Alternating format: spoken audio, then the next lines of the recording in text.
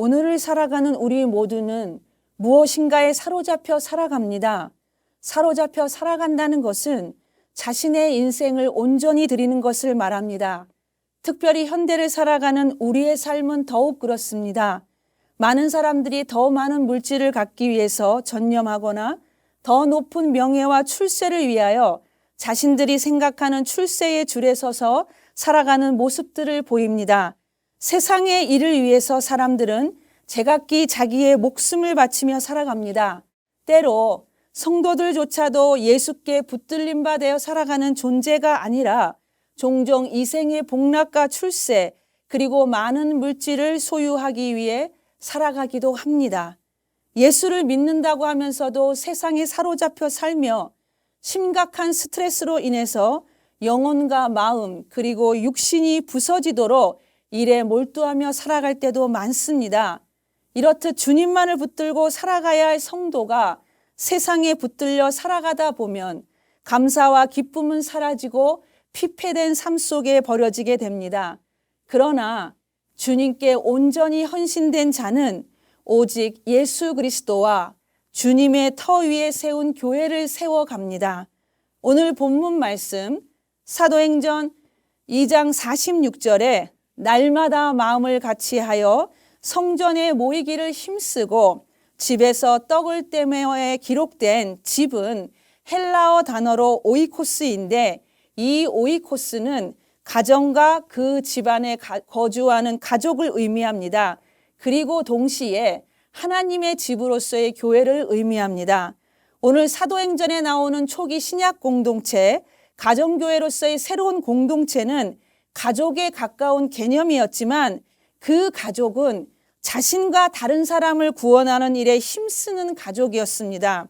즉 혈연이나 지연이 아닌 믿음으로 하나가 된 새로운 종류의 가족으로서 교회를 말하고 있는 것입니다. 계시록 본문 2장 1절에서는 주님을 오른손에 7뼈를 붙잡고 7 금촛대 사이에 다니시는 분으로 묘사합니다. 여기에서 7 촛대는 7 교회이고 7 별은 7 교회의 사자, 곧 교회 지도자를 의미합니다. 이것은 주님이 바로 교회의 주인이심을 나타내시는 말씀이며 그 부활의 주님이 교회를 붙잡고 계신 것입니다. 성경은 성령으로 세워진 하나님의 집인 교회를 세우는 사람들에 대해 다음과 같이 말씀합니다. 첫째로 교회를 세우는 사람들은 날마다 구원을 증가시키는 공동체입니다. 주님의 터 위에 세운 교회는 십자가에 돌아가신 예수를 우리의 주와 그리스도로 믿고 고백하는 공동체입니다. 교회의 주인은 예수님입니다. 교회를 세우는 사람들은 말씀을 통하여 회개하고 예수 그리스도의 이름으로 죄 사함을 받으며 성령에 충만하여 구원을 증가시키는 공동체입니다. 교회는 함께하는 공동체입니다.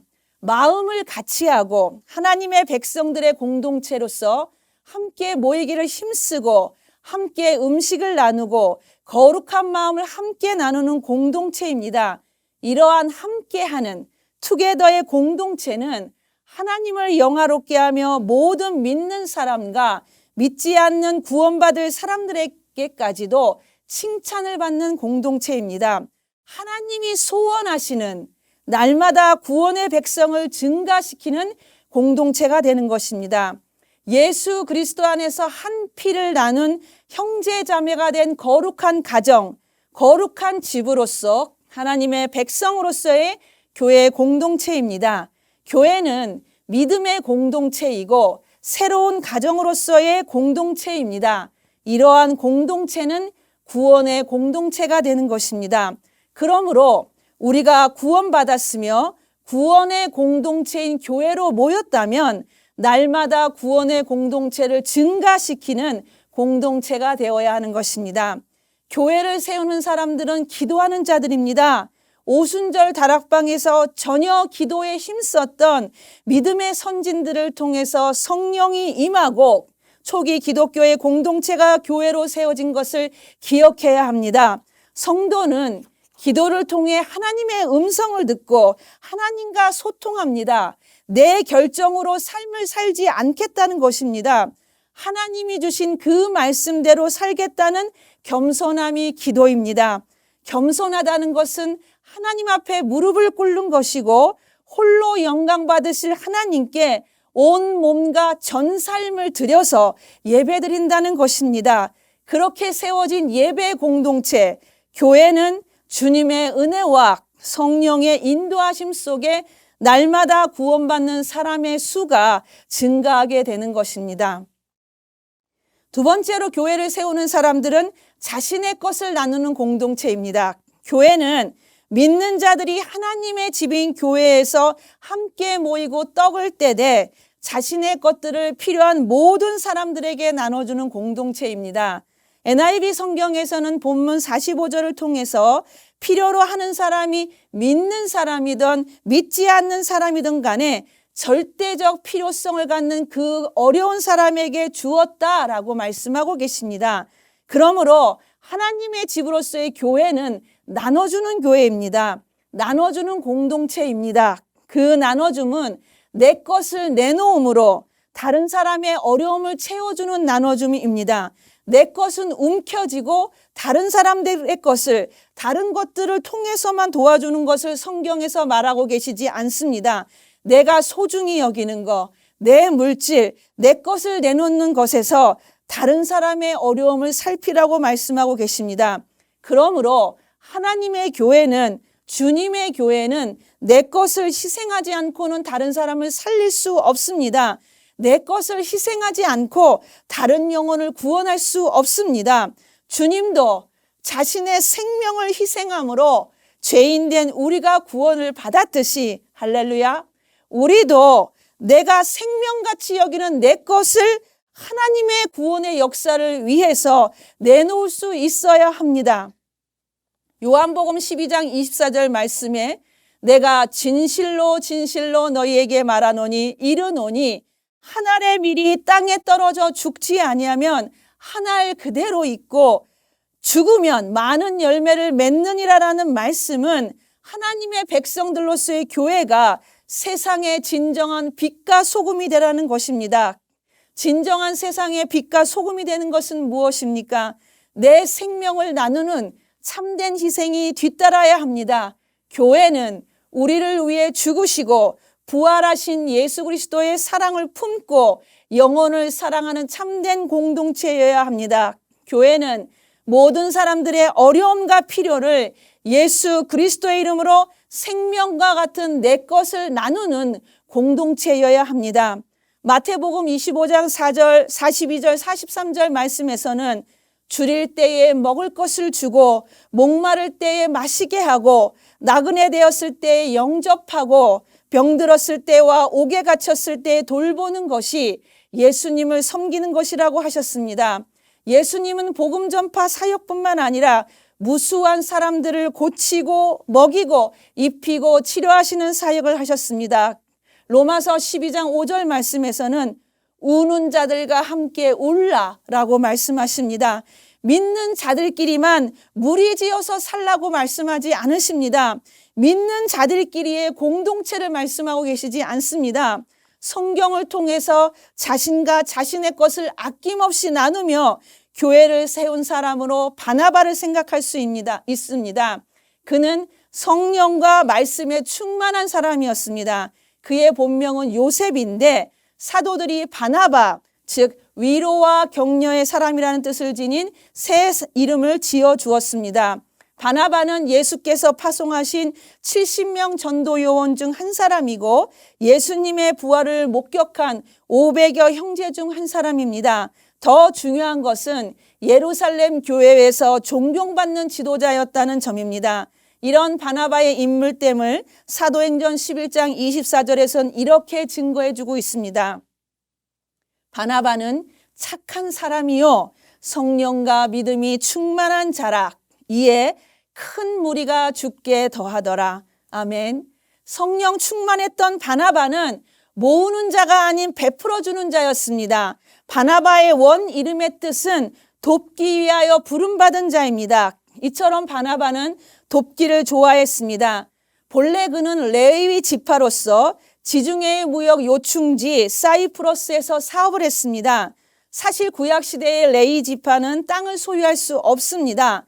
그런데 이스라엘 민족 사회가 율법의 기초가 무너진 상태에서 바나바는 사이프러스 섬으로 이주한 후 여러 사업을 통해서 많은 재산을 모았습니다. 그러나 바나바는 예수님을 믿고 성령 충만함을 받아서 인생의 목적에 큰 변화를 이루었습니다. 그는 더 이상 목적 없이 돈을 버는 자가 아니라 돈을 가치 있게 쓰는 자로 변화되었던 것입니다. 그 당시 팔레스틴 지역은 극심한 가뭄과 흉년으로 재난을 겪고 있었고, 그래서 교회 성도들은 한 마음과 한 뜻이 되어서 상부상조함으로 사랑의 공동체를 이루고 있었습니다. 바로 이때 바나바도 자신의 소유와 물질을 주님과 세우신 교회에 드리는 모습을 성경은 기록합니다. 그는 예수님을 믿고 성령 받은 후에 단순히 돈을 모으는 자에서 주님을 위해서 가치 있게 쓰는 자로 변화된 것입니다. 이후에 안디옥 교회는 바나바의 이러한 숭고한 헌신에 감동을 받아서 몇 가지 놀라운 일을 하게 됩니다. 첫째로 온 교회가 다 함께 선교와 구제 사역에 참여했습니다. 둘째로 안디옥 교회는 추진력이 강한 교회로 부상했습니다. 구제연금을 작정하고 곧바로 실행했습니다. 셋째, 안디옥 교회는 세계 선교의 새로운 교두보로 쓰임을 받게 되었습니다. 한 사람, 바나바의 훌륭한 헌신이 안디옥 교회로 하여금 하나님께 크게 쓰임받는 큰 그릇이 되게 한 것입니다. 이처럼 우리도 돈을 버는 목적이 분명해야 합니다. 강리교 창시자 존 웨슬리 목사님은 그리스도인의 경제생활 세 원칙을 가르쳐 줬습니다. 첫째, 열심히 벌어라. 둘째, 성실히 모으라. 셋째, 주를 위해 잘 쓰라. 예수님께서는 베푸는 자의 삶을 보장해 주십니다. 누가복음 6장 38절의 말씀, 주라. 그리하면 너에게 줄 것이니 곧 후히되어 누르고 흔들어 넘치도록 하여 너희에게 안겨주리라. 너희가 헤아리는 그 헤아림으로 너희도 헤아림을 도로 받을 것이니라는 말씀이 그것입니다. 바나바와 같이 교회를 함께 세우는 성도된 우리는 성령과 말씀에 충만한 믿음의 사람들이 되어서 주님과 세우신 교회를 위해서 자신의 것을 베풀며 사는 믿음의 거부가 되어야 합니다. 세 번째로 교회를 세우는 사람들은 서로를 세워주는 진리와 사랑의 공동체입니다. 사도행전 9장을 보면 사도 바울의 변화 사건이 소개됩니다. 다메섹 도상에서 부활의 주님을 체험하고 교회의 박해자에서 예수 전도자로 바뀐 바울을 바나바는 바울을 인정해주고 보증함으로 그를 사도로 세우는데 큰 힘을 보탰습니다. 바나바는 예루살렘 교회에 바울을 추천했고 이것을 통해서 바울에게 예수 그리스도를 전파할 수 있는 사도로서의 새로운 기회의 문을 열어주었습니다. 바나바의 이런 헌신에는 근본적으로 예수 그리스도에 대한 믿음이 있었습니다. 이처럼 바나바는 사람을 세워주는 사람이었습니다. 그리고 사도 바울과 함께 다소 서로 의견이 맞지 않는 것이 있어도 궁극적으로 교회를 세워나가는 데에 힘을 다했습니다. 유럽의 종교개혁자 마틴 루터와 쯔빙글리는 그들이 지도하는 개혁에 대한 생각이 서로 반대되는 상황의 인물들이었습니다. 그래서 서로 마음이 편치 못했습니다. 그러던 어느 날 아침 쯔빙글리는 스위스에서 산길을 걷고 있다가 자기 영혼을 흔드는 광경을 목격하게 됩니다.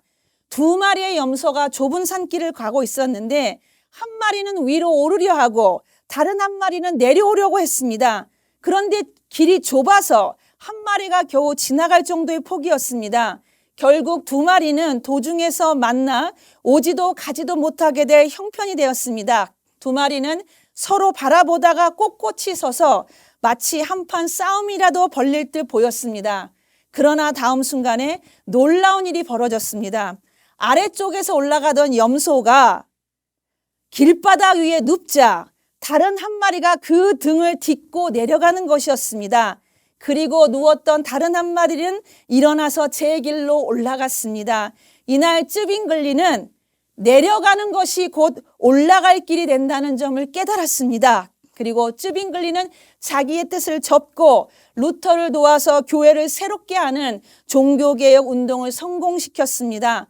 때로 서로 사랑하는 공동체 안에서도 바른 가르침, 바른 신앙을 고수하는 과정에 논쟁이 벌어질 수도 있습니다. 논쟁이 심하다 보면 서로 간의 생각과 의견 차이에 대해 비방과 비판이 일어나게 됩니다. 이런 종류의 비판은 서로에게 상처를 주고 서로를 인정하지 않게 됩니다. 서로의 입장 차이를 좁히지 못하면 적대적 관계로 이어집니다. 그래서 너희 처음 사랑을 버렸느니라고 책망받은 에베소 교회 성도들과 같이 되기가 십상입니다. 그리스도인들은 하나님의 가족으로 부름받은 사람들입니다. 하나님의 가족이란 의식을 갖기에 서로를 믿음의 형제요, 믿음의 자매라고 부릅니다. 하나님의 가족 공동체에서 최고의 가치는 사랑입니다. 예수님께서도 율법과 선지자의 대강령은 사랑이라고 하시면서 하나님의 사랑과 이웃사랑을 분명히 말씀하셨습니다. 그리스도인으로서 우리가 주님으로부터 받은 모든 은혜는 그분의 사랑에서 비롯된 것입니다. 사랑이 없는 은혜는 진정한 은혜가 아닙니다. 하나님은 요한일서 4장 20절을 통해서 성도된 우리에게 누구든지 하나님을 사랑하노라 하고 그 형제를 미워하면 이는 거짓말하는 자니 보는 바 그 형제를 사랑하지 아니하는 자는 보지 못하는 바 하나님을 사랑할 수 없느니라라고 말씀하십니다. 비방과 비판이 아닌 주님의 사랑이 넘쳐나야 합니다. 서로를 사랑한다는 것은 겸손이 바탕이 되어야 합니다.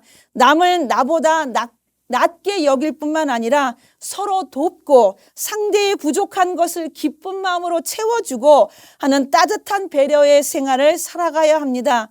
주님께서 우리를 신앙의 가족으로 부른 것은 예수님이 우리를 사랑하신 것처럼 우리 안에서 마음을 다해 피차 사랑하기를 소원하셨기 때문입니다.